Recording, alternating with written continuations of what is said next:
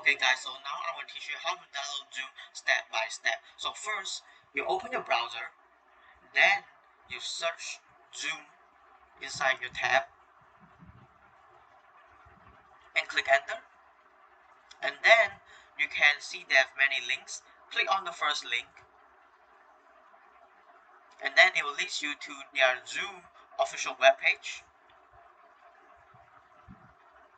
After entering their webpage, the second step is just scroll down, scroll to the bottom of the page, and you can see that there is a tiny download word down there. Just click on it, and that's the way that you download Zoom meetings. And here you have variety of choices for you all to choose to download, but for me I highly recommend us for downloading the first link instead. It is more easier for us to use. So click on download, and then at the corner you can see that there's a Zoom installer.exe, and yeah, that's all. When it's done, just open it and set up on your device. It's easy. So moving on is how to sign in into Zoom meetings. So after you download your Zoom, you open your Zoom meetings, you click in sign in, and then you can see they have multiple choices for you all to how to sign in. You can sign in with your SSO, sign in with Google, or sign in with Facebook. Let's example for sign in with Google. After you sign in with Google, you need to choose your correct Google account for you to sign in into Zoom meetings, and you can use your Google name for your participant name, and it will lead you to sign in successfully. Now let's say how to join the meeting. So we have two types. One is by the link. So if you join by the link, you can get the link by the host, by the any other social media, Gmail, Facebook, WhatsApp, and you click inside and you can just straight to get you inside the Zoom meetings. It's fast and simple. And the next is that we can have the ID and the passcode. So the difference between ID and passcode is you need to type the ID and the passcode in order to get into the meetings, as on the screen showed. The ID is complicated, the passcode also. The easier way is that we copy the ID and paste it inside. You copy the ID and you open the Zoom and just paste it on the top bar. Paste the ID inside it, and then you just need to type in your passcode.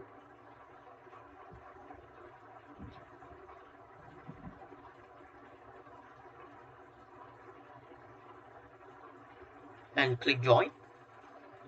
And even if you get in with ID or the link, you will get stuck at the waiting room. But this waiting room is allow us to test the computer audio before we enter the Zoom meetings.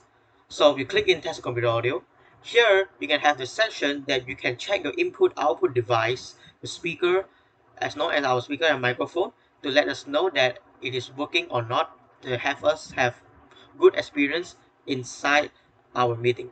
And let's see the participant view when we enter the Zoom meeting. So this is user interface that we can see that you have the mute button and we can have the video button.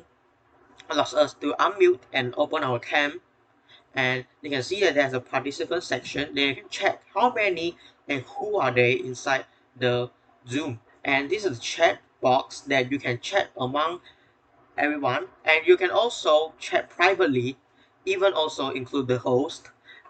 Then you can direct message them that is totally private and no one can see it. And you can see there's a share screen, and it need to be have permission from the host, and the recording section also needs some permission from the host. I will talk more on the hosting part. and you can have multiple views. You can have the full screen, allows us to see more wider, and you can have the gallery view, and you can also minimize your meetings if you in need. Okay, then moving on to the host view, that if you were the host, so if you were the host, you can see you also have the mute button and the open cam button right there, but you can allow the participants to enter. You can check who are in the waiting room and who were already inside the meeting room. And then you can see, as for the host, there is nothing much alike from the participants, but you have more choices, more rights, more options to use, that you can control the participants inside this meeting.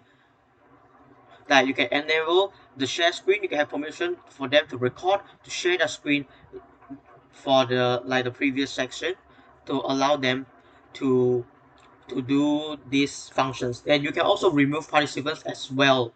So this, as you are the host, when you want to share screen, you can share directly.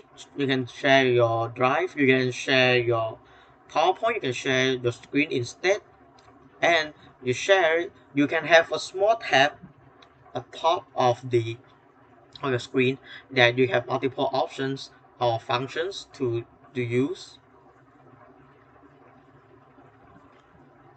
And then you can also have the EndNote section to allow you to jot down notes, or you can highlight some things, allows the participants inside the meeting to know that clearly that what you're talking about. This, you can explore these features for future. And then here you can also chat among participants as well, as you are the host. And if you also worry about the participants are too noisy, you can just mute their mic, and you can also disable the chats and not allow them to talk among each other. That if they have some problem want to ask, they can just unmute their mic to improve their interaction among each other instead of just typing words.